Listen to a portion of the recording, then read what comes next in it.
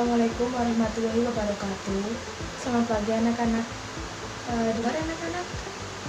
Nah, alhamdulillah karena kita telah dipertemukan pada pembelajaran geografi pada pagi hari ini.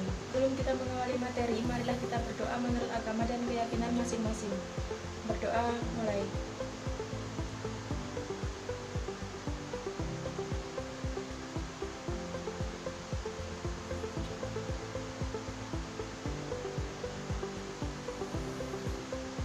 Doa selesai. Sekarang kita akan memeriksa kehadiran. Ada yang tidak masuk anak-anak? Baik, sekarang kita akan mengecek kehadiran masing-masing siswa.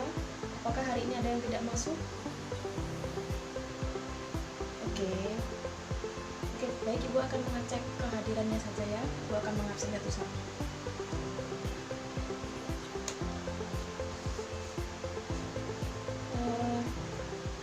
Sari, Dipura Purbaari, Surya Putri, Suranjar, Ahmad Farid Khairul Sabitin, Harum Nini Sugiyarti, Ain Fitriani, Dwi Bulan Sapitri, Andri Eko Saputro. Kemana? Oh, ada suratnya. Baik, nanti Ibu minta suratnya ya. Nanti dikumpulkan di meja Ibu suratnya yang tidak masuk. Terus ada lagi yang tidak masuk. Oh ya. Oh. Baik. Tidak masuk. Oke, jadi yang tidak masuk 2 anak ya. Baik. Sekarang apakah semua sudah siap menerima materi pembelajaran? Baik, sekarang Ibu mau tanya, di sini apakah ada yang rumahnya dekat dengan laut atau pernah main-main ke laut? Ya, di laut ada apa aja sayang? Ada terumbu karang, ada ikan, banyak ikan ya. Sekarang Ibu mau tanya, ada yang tahu manfaat ikan? Ikan baik untuk gizi ya, baik untuk gizi, untuk pemenuhan. Di sini ada yang suka makan ikan? Ya, biasanya ibunya beli di pasar ya. Belinya sama nelayan apa beli di pasar? Oh, beli sama nelayan langsung. Jadi merupakan salah satu dari sumber daya maritim yang ada di Indonesia. Dan nanti kita akan membahas tentang potensi sumber daya maritim dan perdagangan yang ada di dunia, tapi melewati jalur Indonesia.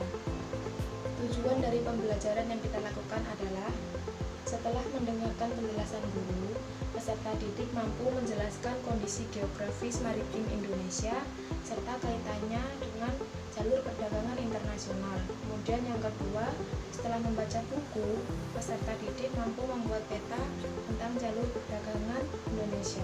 Jadi manfaatnya ketika kita mempelajari ini, maka nanti ketika kalian sudah memahami materi ini dengan baik, maka kalian akan dapat menjelaskan tentang pengelolaan sumber daya alam Indonesia dengan baik. Yang akan kita bahas adalah mengenai posisi strategis Indonesia sebagai poros maritim dunia. Jadi langsung Ibu akan membagi kalian ke dalam beberapa kelompok, absen 1 sampai 5 sampai 8, absen 9 sampai 12, dan seterusnya sampai ke 30 anak. Kalian bisa membaginya sendiri-sendiri. Nah, nanti dalam grup ini kalian akan bahas tentang ini, mengkoordinasikan dengan kelompoknya masing-masing. Dan untuk kompetensi inti, Ibu akan membacakan KI 1, menghayati dan mengamalkan agama yang dianutnya. 2, menghayati dan mengamalkan perilaku jujur, disiplin, tanggung jawab, peduli, kerjasama, toleran, santun, responsif, proaktif, dan menunjukkan sikap sebagai bagian dari solusi atas berbagai permasalahan dalam berinteraksi secara efektif dengan lingkungan sosial dan alam, serta dalam menempatkan diri sebagai cerminan bangsa dalam pergaulan dunia. KI 3, ini yang kita pakai adalah KI 3, memahami, menerapkan, memetakan dan menganalisis, kemudian mengevaluasi pengetahuan faktual, konseptual, prosedural, dan metakognitif berdasarkan rasa ingin tahunya tentang ilmu pengetahuan. Teknologi, seni, budaya, dan humaniora dengan wawasan kemanusiaan, kebangsaan, kenegaraan, dan peradaban terkait penyebab fenomena kejadian serta menerapkan pada pengetahuan prosedural kepada bidang yang spesifik sesuai dengan bakat dan minatnya untuk memecahkan masalah. Kemudian yang keempat adalah mengolah, menalar, menyaji, dan mencipta dalam ranah konkret dan ranah abstrak terkait dengan perkembangan dari yang dipelajarinya di sekolah secara mandiri, serta bertindak secara efektif dan kreatif, serta mampu menggunakan metode sesuai kaidah keilmuan yang telah didapatnya. Jadi itu adalah KI atau kompetensi inti. Jadi kita akan menekankan pada KI 3 dan KI 4. Kemudian yang selanjutnya adalah indikator. Apa sih indikator itu? Jadi kita akan membahas apa di dalam materi ini. Indikator 3 ini kan jadi ini termasuk bab 3. Indikator ke 1 menganalisis tentang letak geografis Indonesia sebagai poros maritim dunia, menganalisis kondisi geografi Indonesia sebagai jalur perdagangan internasional, mengidentifikasi perkembangan jalur transportasi perdagangan di wilayah maritim Indonesia, menganalisis potensi sumber daya maritim di Indonesia, kemudian yang terakhir membuat peta tentang jalur perdagangan Indonesia. Nanti membuat peta akan kalian lakukan secara berkelompok. Juga akan ada ulangan harian, ulangan tengah semester, dan ulangan akhir semester. Nanti KKM-nya minimal 80, baru kalian kalau di atasnya 80 kalian akan tidak remedi, tapi kalau di bawah 80 kalian akan diadakan remedi. Baik, di sini apakah ada yang tahu ini gambar apa? Ya benar, ini adalah lautan Indonesia. Jadi materi kali ini kita akan membahas tentang lautan Indonesia. Ada kaitannya dengan gambar ini.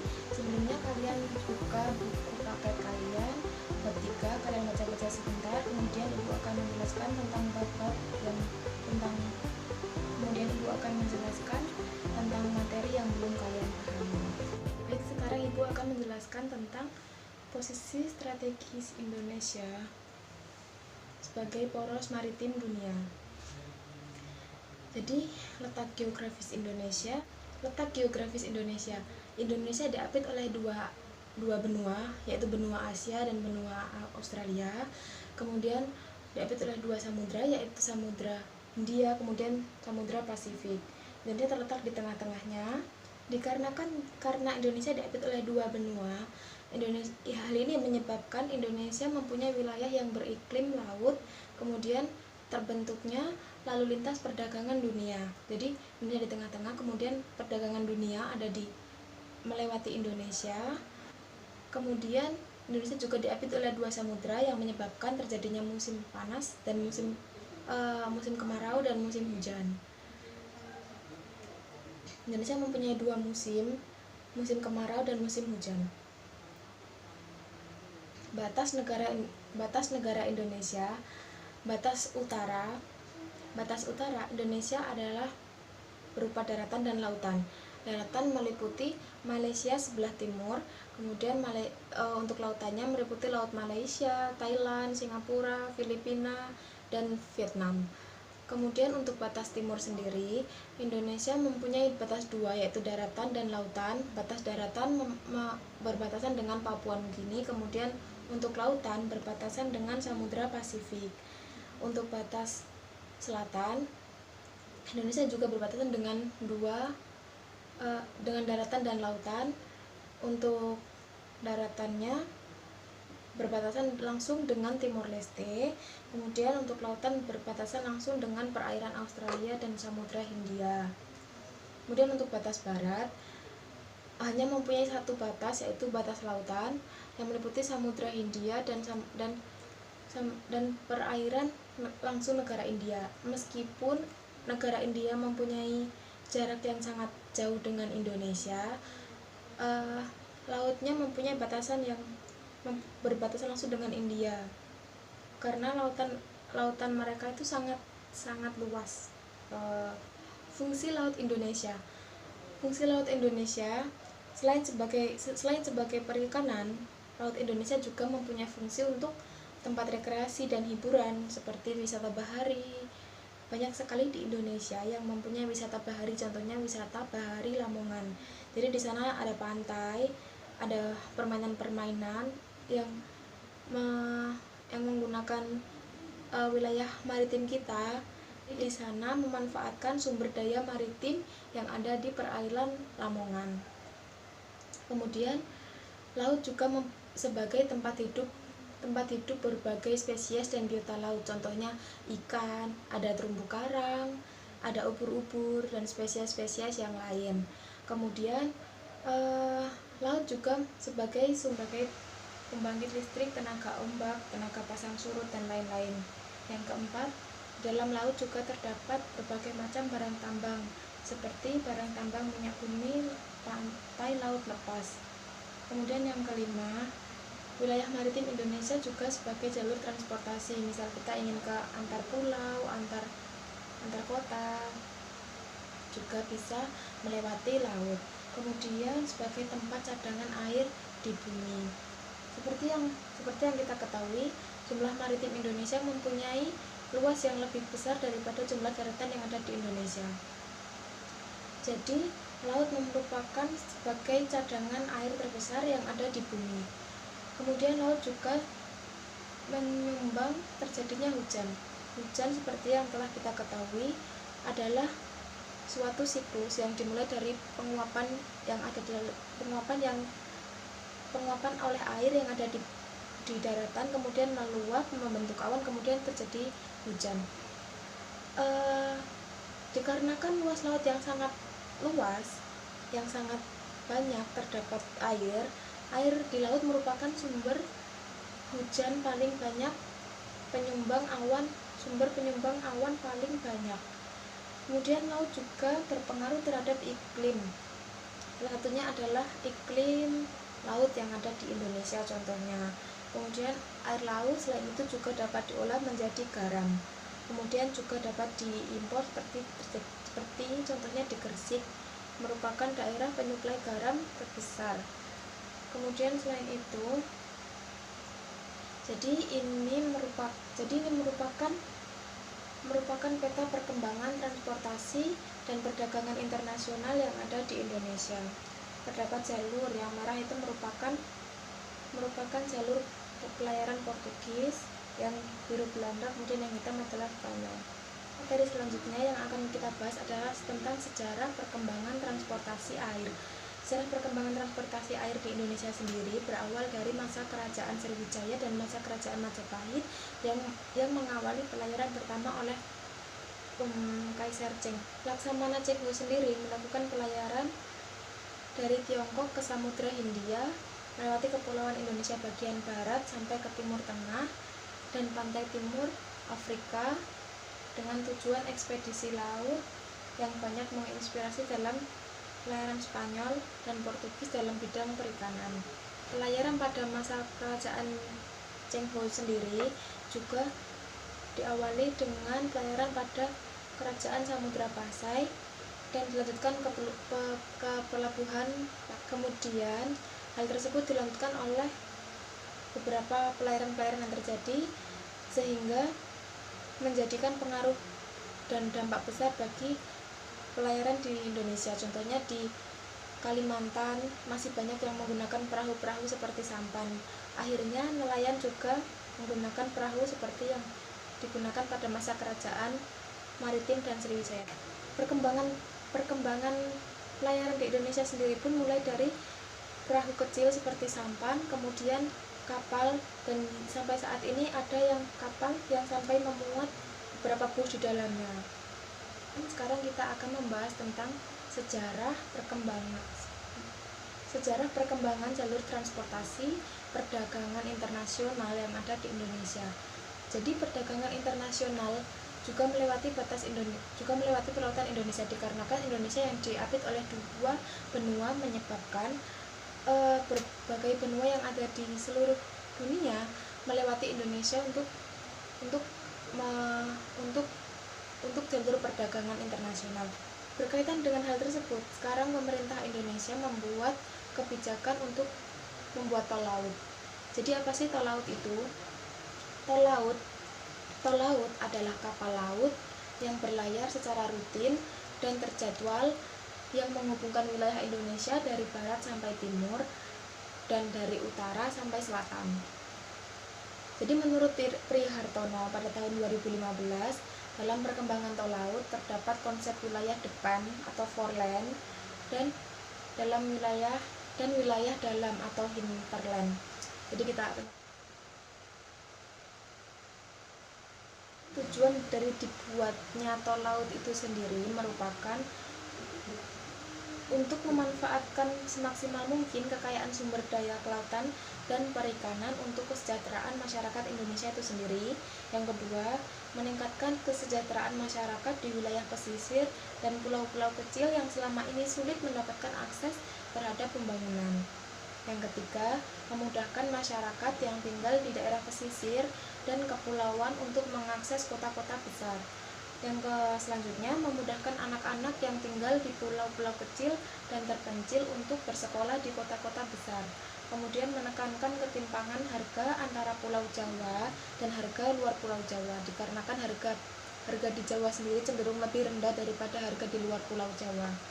Kemudian memeratakan distribusi kekayaan sumber daya alam di Indonesia maupun penduduk, sehingga tol laut akan memudahkan pergerakan penduduk semakin mudah, murah, dan cepat.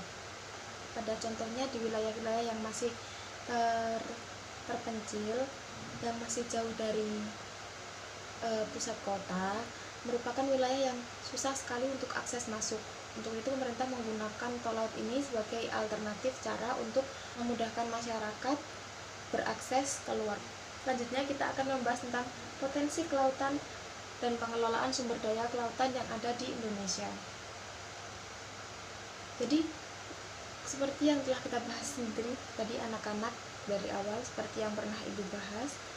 Jadi Indonesia mempunyai wilayah maritim yang sangat luas. Hal ini mengakibatkan Indonesia mempunyai dua sektor yang besar, yaitu sektor perikanan, kemudian yang kedua adalah sektor wisata bahari.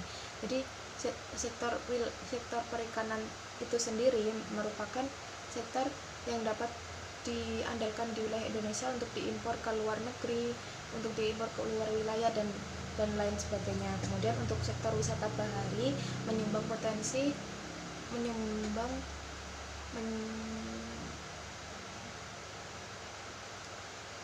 kemudian untuk sektor wisata bahari juga menyumbang jumlah paling banyak di Indonesia. Contohnya adalah wisata bahari yang ada di beberapa wilayah yang dekat dengan pantai, juga biasanya sangat ramai dikunjungi oleh masyarakat. Kemudian hal tersebut juga akan menambah dana-dana yang ada di wilayah tersebut untuk kelancaran pembangunan.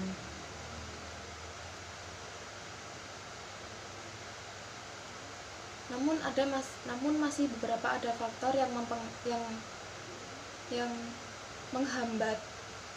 Contohnya satu, kebijakan pemerintah Indonesia baik pemerintah di tingkat pusat maupun di daerah itu belum merata dan belum kuat, sehingga masih susah untuk adanya kesetaraan. Kemudian masih seringnya pencurian ikan oleh beberapa negara lain. Kemudian masih seringnya pencurian ikan yang dilakukan oleh beberapa negara lain, yang hal tersebut juga tentunya akan merugikan Indonesia. Yang selanjutnya, pelabuhan laut juga belum berfungsi secara maksimal. Masih banyak pelabuhan yang ada di Indonesia yang masih belum dimanfaatkan secara optimal oleh masyarakat di sekitarnya. Masih banyak pelabuhan yang tidak terpakai dan tidak terawat. Jumlah industri perkapalan di Indonesia juga tergolong masih sedikit apabila dibandingkan dengan negara-negara di luar sana. Padahal Indonesia mempunyai sumber daya laut yang jumlahnya sangat banyak. Harusnya kita mempunyai industri perkapalan untuk menunjang keberhasilan pemanfaatan sumber daya alam yang ada di Indonesia. Ada kapal penangkap ikan masih masih bersifat sederhana. Contohnya pada nelayan di Indonesia masih belum menggunakan peralatan-peralatan canggih, sehingga penangkapan ikan pun masih tergolong penangkapan yang berjumlah sangat kecil, tidak semaksimal mungkin seperti yang terdapat di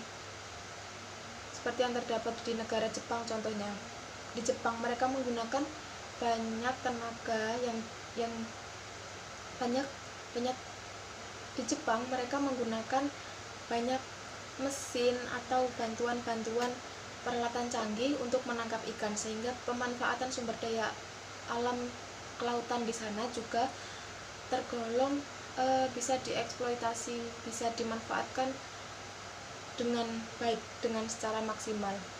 Tidak demikian dengan di Indonesia. Mereka masih menggunakan perahu kecil berupa sampan, masih menggunakan jala, dan yang penangkapannya yang hasilnya pun belum seberapa baik. Tadi Ibu sudah menjelaskan tentang berbagai macam sumber daya alam yang ada di Indonesia serta pengelolaannya, serta wilayah maritim di Indonesia yang jumlahnya sangat banyak. Sekarang Ibu sudah membagi kalian ke dalam beberapa kelompok besar tadi, yang masing-masing kelompok terbagi menjadi 4 anak. Tadi berkumpul kepada kelompoknya masing-masing, kemudian nanti membahas tentang apa sih yang materi yang Ibu jelaskan tadi. Kalian membuat rangkuman maksimal 2 halaman, maksimal 2 halaman, 1 lembar itu dalam satu kelompok. Jadi nanti akan kalian presentasikan ke depan. Ibu akan melihatnya sejauh mana kalian memahami materi yang Ibu jelaskan tadi. Ibu kasih waktu kalian 10 menit untuk kalian berdiskusi. Kemudian Ibu akan menunjuk atau meminta perwakilan dari kelompok kalian untuk maju untuk menjelaskan yang telah kalian bahas dengan kelompok kalian masing-masing. Silahkan berkelompok menurut kelompok kalian masing-masing. Baik, selagi kalian mengerjakan, Ibu ingin meminta beberapa anak yang belum tahu tentang materi untuk menanyakan hal-hal yang tidak kalian pahami dalam pembahasan tadi, untuk ditanyakan kepada Ibu. Silahkan yang mau bertanya. Baik, anak-anak, selagi kalian mengerjakan, apakah ada yang ditanyakan terkait dengan materi yang telah Ibu bahas tadi? Baik, silahkan yang ingin bertanya. Ya, silahkan pertanyaannya. Oh, jadi seperti itu. Jadi pertanyaannya tadi akan Ibu ulang. Dikarenakan nelayan laut yang kurang memanfaatkan sumber daya perikanan, dalam artian pengambilan ikan itu masih dalam jumlah yang sedikit, mengapa tidak menggunakan jala yang lebih besar? Kok nelayan itu tidak menggunakan bom saja, Bu? Karena agar lebih dapat banyak menghasilkan ikan.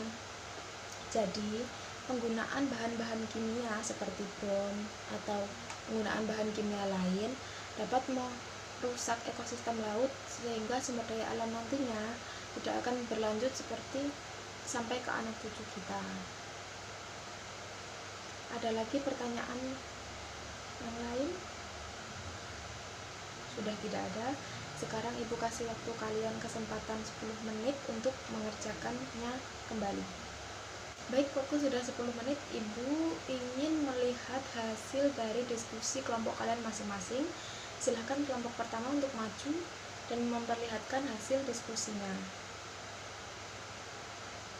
Bagus sekali, terima kasih untuk kelompok 1. Sekarang pelajaran sudah akan kita akhiri. Tapi sebelumnya Ibu ingin kalian untuk membuat peta persebaran sumber daya alam di Indonesia, kemudian peta persebaran sumber daya yang ada di laut khususnya. Kemudian Ibu juga ingin kalian untuk membuat peta pelayaran yang ada di Indonesia. Kemudian kalian besok di minggu depan akan mempresentasikan tentang sejarah perkembangan pelayaran atau transportasi yang ada di Indonesia. Jadi itu untuk PR, kemudian dikumpulkan untuk minggu. Jadi kesimpulannya adalah Indonesia itu merupakan negara berkepulauan yang mempunyai sumber daya yang berlimpah, yang dianugerahi oleh Tuhan Yang Maha Esa, yang dianugerahi oleh Allah Subhanahu wa Ta'ala, untuk kita menjaganya dan terus memanfaatkannya dengan baik. Jangan kita merusaknya, dan kita harus selalu, jika dikelola dengan baik, maka Indonesia mampu menjadi poros maritim dunia dan dapat menjalankan industri kelautan yang berpengaruh besar pada pendapatan negara. Dengan keberadaan sumber daya kelautan, maka sebagai warga negara Indonesia, kita harus lebih peduli terkait dengan pengelolaan dan ikut berpartisipasi dalam melestarikan maupun mengembangkan pengelolaan sumber daya alam kelautan yang dimiliki oleh negara ini, sehingga dapat meningkatkan kesejahteraan masyarakat Indonesia. Contohnya dengan tidak membuang sampah di laut. Hal ini akan menyebabkan ekosistem laut menjadi lebih baik, dan keseimbangan laut juga akan lebih baik. Sekian yang dapat Ibu sampaikan. Kita ketemu kepada pertemuan selanjutnya. Sebelum mengakhiri pembelajaran pada pagi hari ini, kita tutup dengan berdoa menurut agama dan kepercayaan masing-masing. Berdoa mulai.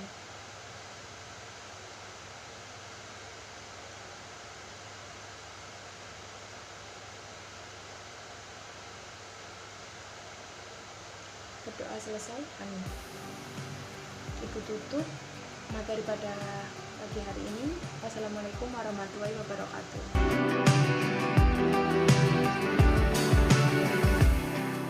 You asked me out of here.